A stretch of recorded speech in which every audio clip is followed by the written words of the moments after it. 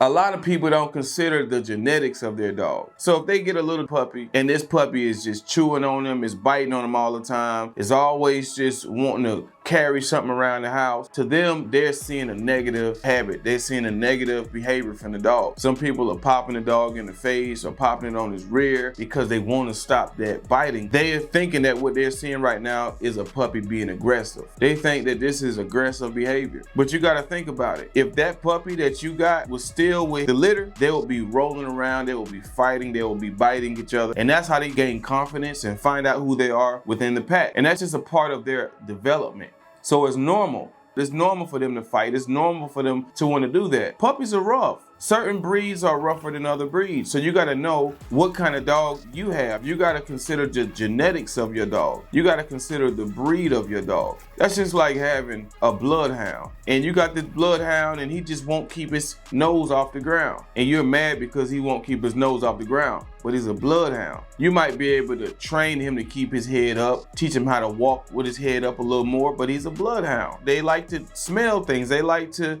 pick up on scents. They're stimulated in that way. If you get a Labrador, and every time it rains outside, you open up your back door to let him use the restroom and he's flopping around in a puddle, he's a Labrador. That's what they do. They like water. They're not gonna shy away from water. They're gonna go run and jump in the water. If you have a pool, they're gonna always try to swim in that water. She's making a friend. Mm-hmm.